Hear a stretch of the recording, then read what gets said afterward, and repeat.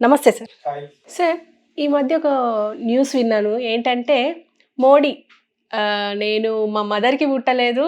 నన్ను డైరెక్ట్‌గా దేవుడి నుంచి వచ్చాను అని చెప్పేసి అంటున్నారు. అంటే దేవుడి నుంచి వచ్చాను అనే వర్డ్ బాగా స్ట్రెస్ చేసి చెప్పారు. అంటే ఎందుకు అలా అలా ఎందుకు అన్నారంటారు? అంటే ఒక దైవ స్వరూపుడును అన్నట్టుగా మాట్లాడారు. ఒక స్వామీజీ మాట్లాడినట్టు. అంటే ఒక ప్రధానమంత్రి అయ్యుండి ఎందుకంటారు? ఆయనకి ఈ మధ్యన జై శ్రీరామ్ టెంపుల్కి వచ్చిన రెస్పాన్స్ చూసి రావుల వారే పంపించాలని లెవెల్లో జనాలకి మతాన్ని వాడుకుని ఓట్లు సంపాదించాలనుకుని ఇది వచ్చేసిందంట. ఆయన 75 ఏళ్ళు వచ్చేసి ఆయన యాక్చువల్గా వాళ్ళు చెప్పిన ప్రకారంగా రిటైర్మెంట్ అయిపోయినట్టు లెక్క. ఇదే విధంగా ఎల్కే అద్వానీ గారిని, మురళీ మనోహర్ జోషిని వీళ్ళందరినీ తప్పించారు, కావాలని తప్పించారు. ఆ విధంగా ఈయన తప్పుకోవాలి. తప్పుకొని ఏ యోగియో ఏ అమిత్ షా అవ్వాలి. అదే జరుగుద్ది. అది ప్రజల్లో నుంచి రావడం కోసం వాళ్ళు చూస్తున్నారు. వాళ్ళ పక్కన నుండి చేయించకూడదు కదా. కాకపోతే వాళ్ళ ప్రైమ్ మినిస్టర్ అవుతారంటే వద్దంటాడా.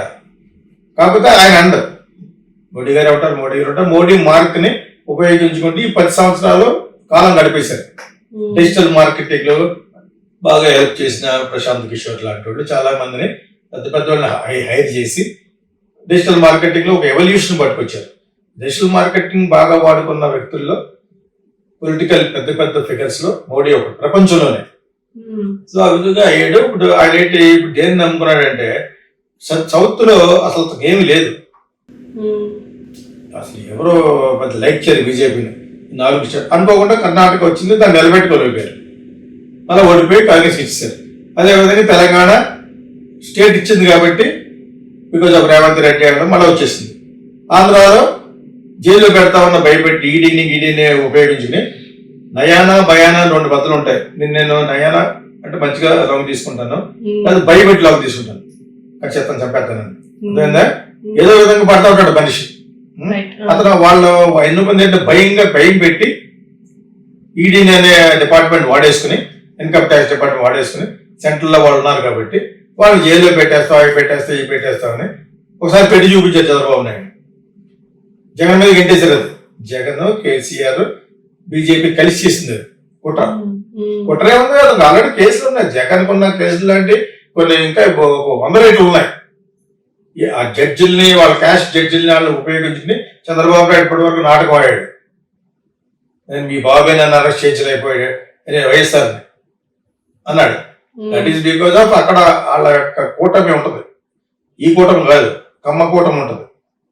ప్రపంచంలో ఎక్కడున్నా కూడా వాళ్ళు చేసుకుంటారు. ఆ విధంగా చేసుకుంటే అతను ఎస్కేప్ అయ్యాడు. ఇప్పుడు ఎన్ని తెలుసు మోడీకి. మోడీ ఏముంది, మొత్తం సెంట్రల్ గవర్నమెంట్ ఎవరైతే ఉన్నారో ఇంటెలిజెన్స్ ద్వారా ఏ డిస్ట్రిక్ట్లు ఎంతమంది ఉన్నారు, కాపులు 27%, కమ్మ 3.5%, రెడ్డిస్ 6%, బీసీలు, ఎస్టీలు అన్ని కలిసి 49% అని అన్ని తెలిసి వాళ్ళకి. ఏ విలేజ్ లో ఎవరెవరు ఎక్కువ ఉన్నారో కూడా మొత్తం స్ట్రాటజీ ఉంటుంది వాళ్ళకి. ఓకే, ఇప్పుడు ఏంటంటే ఈ ఎవడో అన్నాడు కదా జగ్గి వాసుదేవ్ గడ్డలు పెంచుకుని ఇవన్నీ చూస్తాడు అనమాట. ఎవరికే దాని పేరు ఇంటికి వచ్చారు. ఇప్పుడు అలాగే అయిపోయాడు అనమాట. పేరు ఇచ్చేయాలి, నా పేరుతోటే అసలు మోడీ అనే మార్క్ తోటే గెలిచేవని ఇతర దేశాల్లో ఇతనికి పట్టిన బ్రహ్మరథాన్ని చూసి అతను మెస్మరైజ్ అయిపోతున్నాడు. ఓకే, అయిపోయి ఏదో వాగేస్తాడు. మొన్న ఏదో మీటింగ్ లో వాగాడు అనమాట. మా మదర్ ఆవిడ పోయే వరకు మా మదర్ అనుకునేవాడిని, పోయిన తర్వాత అర్థమైంది నన్ను యాక్చువల్గా నేను మా మదర్కి పుట్టినవాడిని కాదు, ఆ దేవుడే నేను పంపించాడు అంటే దైవాంశ సంభూతుడని ఒక జీసస్ క్రైస్ట్ లాగా. దాని తర్వాత ఎవరో షిరిడి సాయిబాబా, సత్య సాయిబాబా, వీళ్ళకే ఎంతో భక్తి శ్రద్ధలతో జనాలు పూజించారని మనకు తెలుసు. సో ఇప్పుడు రిలీజన్తో దెబ్బకూడదాం అని చెప్పేసి వీళ్ళకి ముస్లింకి రిజర్వేషన్ లేదు, అవి లేదు, ఈ లేదు, వాగుతున్నాడు. ఇవన్నీ కూడా బయట పెట్టింది. నేను అలా మళ్ళీ చెప్తున్నాను, చూడకపోతే చూడండి. ధ్రువ్ రాథీ అని ఒక అబ్బాయి యూట్యూబర్, నేను అలా చెప్పాను 2-3 నెలలు చెప్తున్నాను. అది మన వాళ్ళు కూడా ట్రాన్స్లేట్ చేసి చెప్తారు, దాన్ని తెలుగులో కూడా డబ్ చేసి చెప్తారు. అతను అన్ని చూస్తే మీకు బాగా అర్థం అవుతుంది. ఎందుకంటే చాలా చాలా బాగా చెప్పాడు. మోడీ కంటే పాపులర్ ఇప్పుడు ఇండియాలో. రాహుల్ గాంధీ కంటే పాపులర్ అయిపోయాడు. మిలియన్స్ మీద ఉన్నారు సబ్స్క్రైబర్స్. వ్యూయర్షిప్ అంటే పెట్టిన 2 గంటలకే 1 మిలియన్ చూస్తారంటే ఏంటి? 1 million within 4-5 hours. సో అతను సంపాదన అలా పక్కన పెట్టినా కూడా అతను అంత ధైర్యం, యాక్చువల్గా అతను వేరే కంట్రీలో ఉంటే ఆపరేట్ చేసేవాడు అనమాట మొన్నటి వరకు. ఇప్పుడు మరి ఎక్కడ ఉన్నాడో తెలియదు కానీ అతను చదువు కోసం, జీవనోపాధి కోసం కింద నుంచి పైకి వచ్చి అక్కడ ఇక్కడ వర్క్ చేసుకుంటూ తనకి బాగా హెల్ప్ చేసి అబ్బాయిని పెళ్లి చేసుకున్నాడు. ఆ అమ్మాయి షూట్ చేసి ఎయిట్ చేస్తూ ఉంటుంది, చేస్తున్నాడు. సో అది కాంబినేషన్ అంటే ఐ లైక్ ఇట్. ఇప్పటికీ నేను ఎప్పటి నుంచి చూస్తున్నా అతను దాన్ని చూస్తుంటే నాకు హిందీ కూడా బాగా వస్తూ ఉంటుంది. తను హిందీలో చెప్తాడు, ఇంగ్లీష్ కాదనమాట. దాన్ని ఇప్పుడు కింద సబ్ టైటిల్ చేస్తున్నారు. కొన్ని చోట్ల ఏమో ఏ భాష కావాలితే ఆ భాష వాళ్ళు వాడుకున్నారు. అతను మొత్తం బయట పెట్టాడు ఈ భజన మనం 23 నిమిషాలు చేసి మోడీ మీద. ఇతను ఈ మనోడు ఏదో వాగుతున్నాడు. ఇప్పుడు ఆయన మీద గౌరవం కూడా ఎందుకు పోతుందంటే ఇటువంటి మాట్లాడకూడదు. యాక్చువల్గా నేను దేవుడు పంపించాడు ఆయన ఎన్ని ఏం చేస్తాడు. ఆ జగ్గి బాబు చేసిన చూసి మనోడు ఇరగలాడిపోతాడు అనిపిస్తున్నాడు. అతను మా ఆర్డినరీ పర్సన్. వాళ్ళ వైఫ్ చచ్చిపోతే అదే పెద్ద కాన్స్పిరసీ తెలుసా మీకు.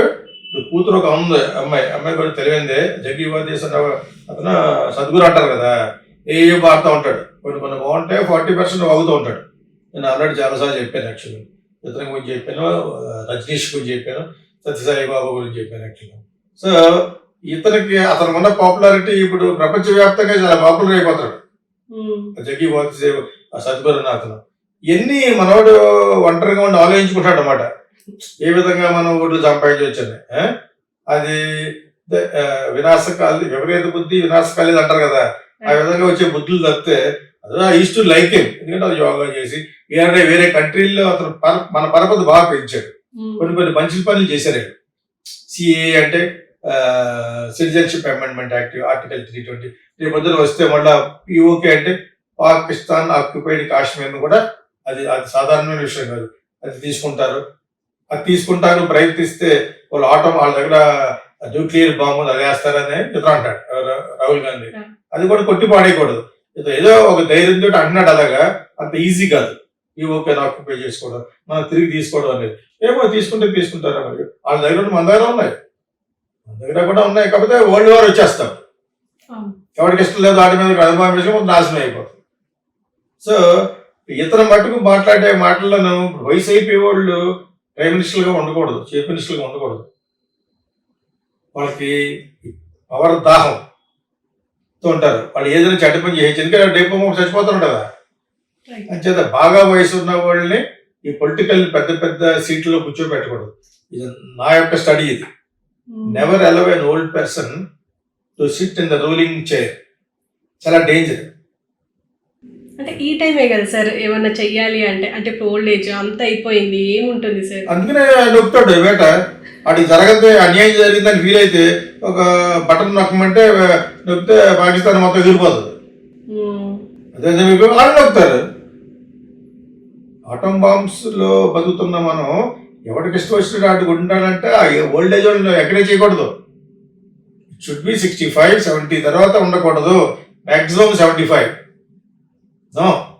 75 దాటిన తర్వాత మీరు ఉంచారంటే గాడు ఇదిలో ఉంటాడు. సగం ఇప్పుడు బైడెన్ ఉన్నాడు, ఫ్లైట్ నుంచి కింద దిగలేగాడు.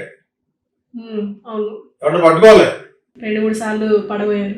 అదే ఏజ్ లో ఉన్న అతను వేరే, ట్రంప్ వేరే. మంచి శక్తి ఉన్నవాడు, ఎన్ని చేసిన మందు కొడడు.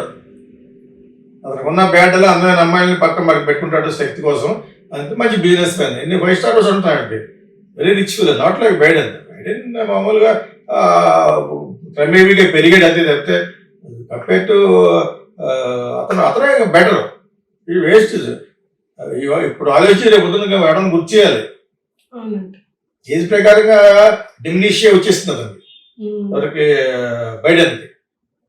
సో అదే ఏజ్ లో చాలా పవర్ఫుల్. ఇప్పుడు ఇళరాజా ఉన్నాడు 83, స్టిల్ యూ కెన్ థింక్. ఉంటారు రాకేశ్వరరావు గారు చచ్చిపోయే వరకు కూడా ఈజ్ టు థింక్. అలా అందరూ ఉంటారు కదా. ఇప్పుడు ఏదో కోరిక వాంచ్ తోటి ప్రైమ్ మినిస్టర్ గా నేనే ఉండాలనుకునే పొరపాటు తీసేస్తారు. అతను ఇస్తారు. అతను వాళ్ళు అనుకున్న సీట్లు 400 వచ్చేసినాయి అంటే ఏదో జరిగినట్టు లెక్క. ఈవీఎంలో నాకు అనుమానం ఎందుకు వస్తుందంటే, లేకపోతే మట్టుకు వాళ్ళకి 250 కంటే ఎక్కువ రావు. అప్పుడు వాళ్ళు ఏదో విధంగా స్ట్రాంగ్ అపోజిషన్ అవుతారు. అందరూ కలిసి వాళ్ళన్నా ఏర్పాటు చేస్తారు గవర్నమెంట్. కానీ అది ఎక్కువ కాలం ఉండదు అని అంటున్నాడు. అది కూడా ఇతరే చెప్పేస్తాడు మోడీ. వాళ్ళందరూ కలిసి ఫామ్ చేసిన ఎక్కువ కాలం ఉండదు. అది కరెక్ట్. ఇండియాలో 10 మంది పార్టీలు కలిసి సంవత్సరాలు సాగించడం జరగదు. స్టేట్లో కానీ సెంట్రల్లో కానీ ఎవరో పెడతాడు. ప్రైమ్ మినిస్టర్ అయిపోవాలి, దీదీ పెడద్ది మమతా బెనర్జీ. ఆడే రాహుల్ గాంధీ 2 సంవత్సరాలు చేయడం, నేను 2 సంవత్సరాలు చేయాలి ప్రైమ్ మినిస్టర్ అంటే ఏదో బుష్ అని వాగుద్ది, ఇరిగిపోతుంది. అది ఈయనకి బాగా తెలుసు. అక్కడ వరకు ఇతను మాట్లాడచ్చు. వాళ్ళు ఇండియా కూటమి వాళ్ళు ఒకవేళ ఫామ్ చేసినా కూడా ఎక్కువ కాలం ఉండదు. అంటే మేమే కరెక్ట్, ఓకే ఇవే కరెక్ట్ అనుకున్నప్పుడు నేను దేవుణ్ణి, అది నేను రాముణ్ణి, రాహుల్ గారు రిప్రజెంటేటివ్ని, అటువంటి మాటలు మాట్లాడకూడదు.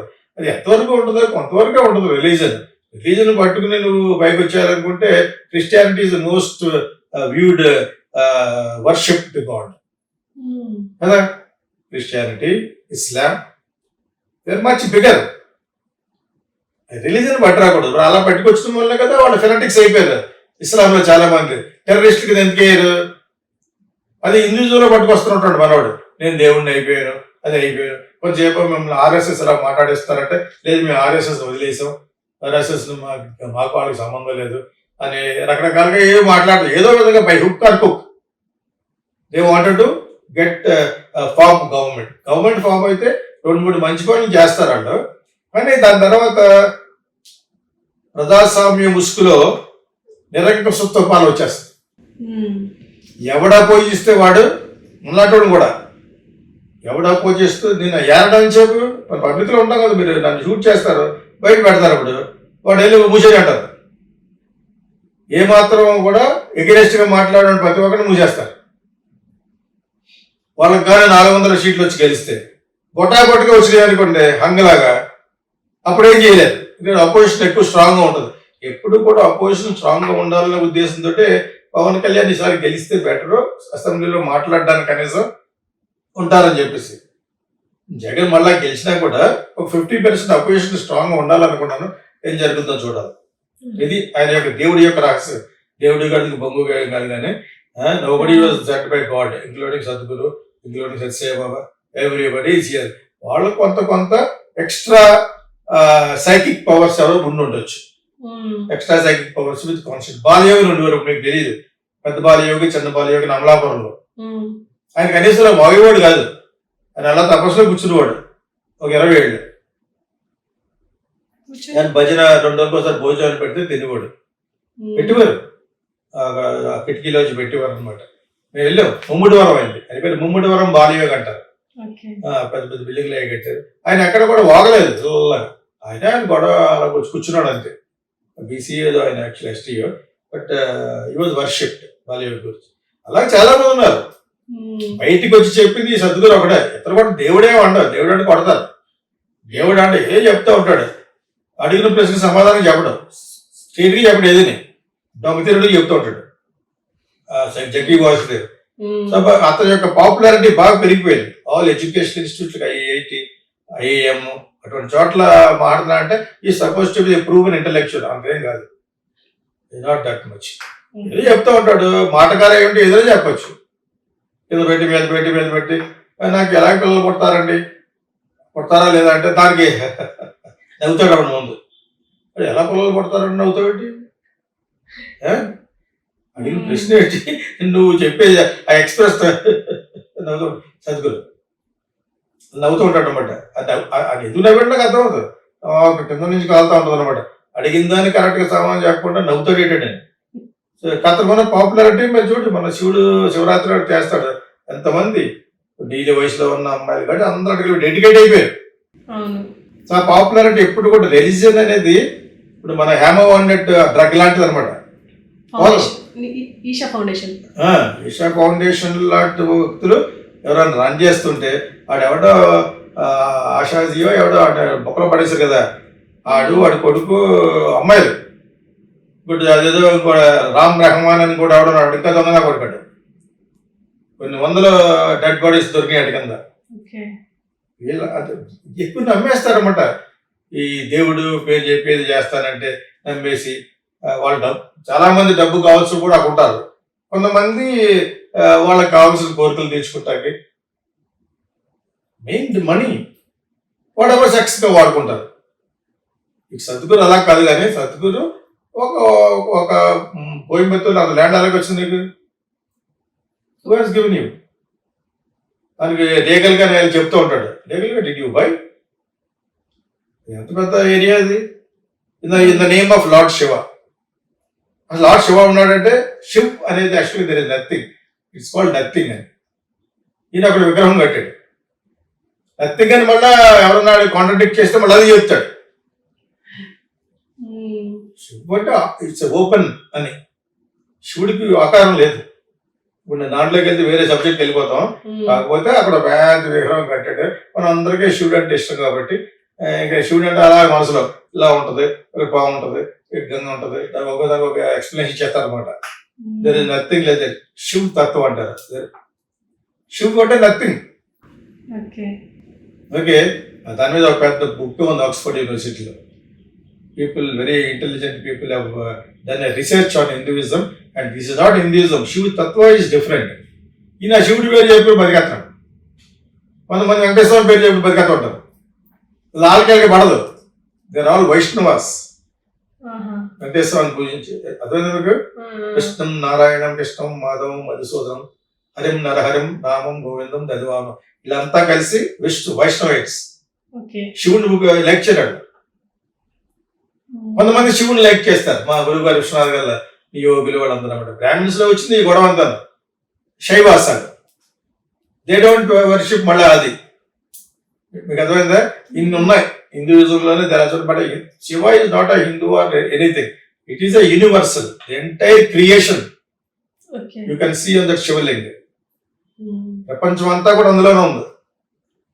The meaning behind that Shivalinga, that is called Shiva తత్వం అంటారు అనమాట. యాక్చువల్గా నాకంటే బాగా మాట్లాడి ఉంటారు. ఎవడో పెడతాడు ఇది చూసి, నీకు ఇంకా బాగా తెలియలేదు, ఇంకా ఉందండి చెప్పు.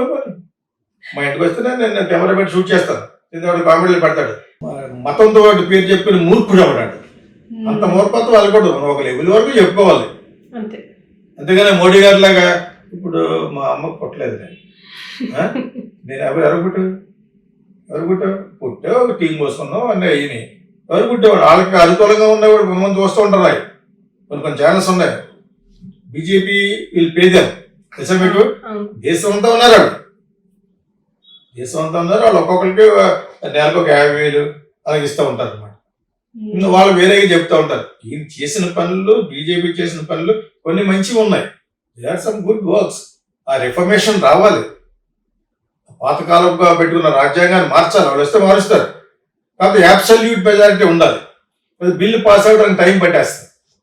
అందుకనే ఆంధ్రాలో జగన్ వెనకాల ఇండైరెక్ట్ గా తిరుగుతూ ఈ కూటమి కూడా పెట్టారు. ఎవడైనా కూడా ఇవ్వాలని. ఏమో నీకు బొటాబొటిగా వస్తే ఈసారి జగన్ మోడీకి వేయకపోవచ్చు. నా కేసులు కొట్టేయాలని కండిషన్ పెట్టి కాంగ్రెస్కి వేయచ్చు సెంట్రల్లో. Anything my happen to this God. Modi is here after words. దాని ఏమన్నా అర్థం లేదు. దానికి ఏదో పేరు పెట్టాలి ఇప్పుడు, గాడ్జీలా. మోడీ ది గాడ్జీలా. గాడ్జీలా అంటే అది వింత జంతువు. అది ఆ గాడ్ జీ అని వస్తుందో పెట్టాను సరదాగా. ఆయన ఏమిటంటే nonsense. Is just prime minister, done some very good works. అంతేగాని కొత్త పాఠం పెట్టాడన్నమాట. దేవుడిని నన్ను పెట్టి జనాలు ఓట్లు వేస్తారని చెప్పేసి. ఇప్పుడున్న జనరేషన్ వీపీలు కాదు, ధ్రువ రాతి ఇలాంటి 100 మంది బయలుదేరుతారు అక్కడి నుంచి. అంతే. They will tell, because don't be మూర్ఖత్వంతో ఉండకూడదు. But they have done some good works. వాళ్ళు వస్తే మటుకు రాజ్యాంగాన్ని మార్చుతారు అనేది మటుకు, కానీ మార్చి అందులో కొన్ని మంచి ఉంటుంది, చెడ్డ ఉంటుంది. డెఫినెట్గా కొన్ని మంచివి ఉంటాయి. రిజర్వేషన్ అయితే ఉండకూడదు, కానీ నాకు ఇష్టం ఉండదు. బిలో పవర్టీ లైన్ ఉన్న వాళ్ళకే ఉండాలంటాను. పేదరికానికంటే కింద ఉన్న వాళ్ళకి, బ్రాహ్మిన్స్కి, కమ్మాస్కి, కాపుస్కి, బాల, మాది అందరికీ ఉండాలి. అంతేగాని ప్రతి దాంట్లో రిజర్వేషన్ అంటే ఐఏఎస్ రాస్తాడు, నీకైతే 4 సబ్జెక్టులు, నీకైతే 10 సబ్జెక్ట్ అంటే ఎలాగా? డాక్టర్ ఉంటాడు, వాడికి ఏమి రాకుండా డాక్టర్ అయితే ఉన్న వల్లే ఆపరేషన్ చేసి కత్తులు వచ్చిపోతుంది లోపల. ఎస్టీ ఎస్టీలు వాళ్ళకి ఇస్తారు కొంతమంది. ఎందుకు ఇవ్వాలన్నారు? డబ్బులు. That is give them, not only మాలామాదిగా, give to Kapu, Kamma, Brahmins. వాళ్ళ చదువు కోసం ఎవరైతే బిలో పవర్టీ లైన్ అంటారు, బీపీఎల్ అంటారు, వాళ్ళకి ఇవ్వండి. ఆ టైప్ ఆఫ్ రిజర్వేషన్ పెట్టాలి. అదే ఈ మదర్ రిజర్వేషన్స్ అన్ని క్యాన్సిల్ చేయడం అనే పద్ధతి మటుకు what Modi is telling is correct.